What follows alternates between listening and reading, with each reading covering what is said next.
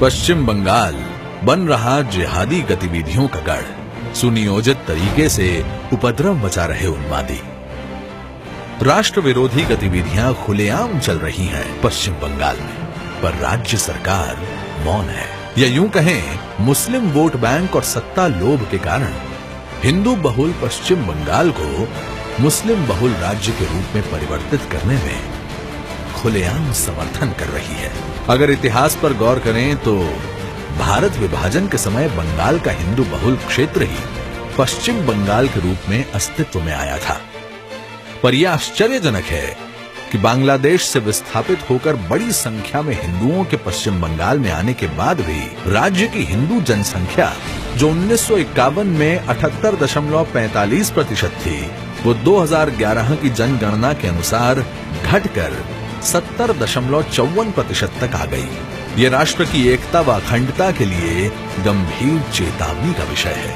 जिस तरह से पश्चिम बंगाल में बेखौफ होकर जिहादी गतिविधियां चलाई जा रही हैं, भारत बांग्लादेश सीमा से मात्र 8 किलोमीटर अंदर मालदा जिले के कालियाचक पुलिस स्टेशन पर राष्ट्र विरोधी जिहादी तत्वों द्वारा आक्रमण कर लूटपाट करने, आपराधिक रिकॉर्ड जला देने तथा राज्य में अनेक स्थानों पर सुरक्षा बलों पर हमलों की बढ़ती घटनाएं राष्ट्रीय सुरक्षा व कानून व्यवस्था के लिए गंभीर चुनौती बन गई है। इतना ही नहीं, जाली मुद्रा, गोवंश तस्करी, घुसपैठ को निरंतर बढ़ावा दिया जा रहा है। वर्धमान बम विस्फोट की जांच करते समय एनआईए द्वारा ये पाया गया कि पूरे राज्य में कई आतंकी समूह सक्रिय हैं।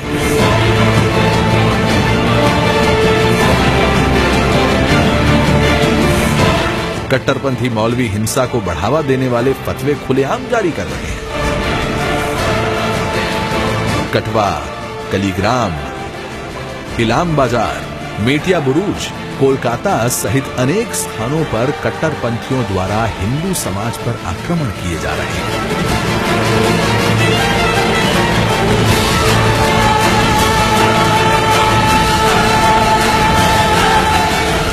जिसके कारण हिंदू समाज बड़ी संख्या में पलायन को विवश हो रहा है।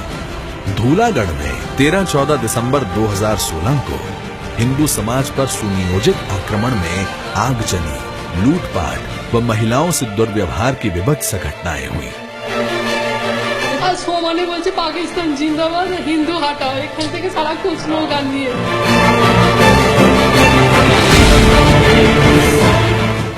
राज्य सरकार द्वारा इन कट्टरपंथी तत्वों को नियंत्रित करने के बजाय इन घटनाओं को पूर्णतया छिपाने का प्रयास किया गया।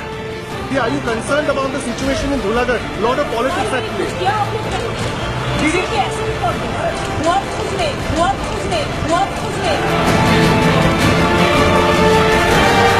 इतना ही, राज्य सरकार सुनियोजित तरीके से उपद्रव मचा रहे उन्मादी कट्टरपंथियों को मंत्री पद व अन्य महत्वपूर्ण राजनैतिक व शासकीय पद देकर प्रोत्साहन दिया जा रहा है।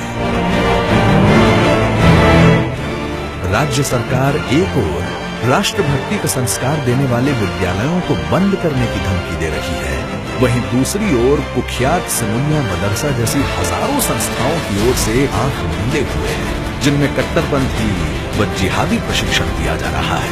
कट्टरपंथियों के दबाव में पाठ्य पुस्तकों में मूल बांग्ला शब्दों को बदला जा रहा है। पिछले दिनों मोहर्रम के कारण मां दुर्गा की प्रतिमाओं के विसर्जन का समय असामान्य रूप से कम कर दिया गया, जिस पर कोलकाता उच्च न्यायालय भी राज्य सरकार को फटकार लगा चुकी है। ऐसे में अब समय आ गया है कि भारत की एकता और अखंडता को बनाए रखने के लिए हमें लोगों को जागरूक करना होगा।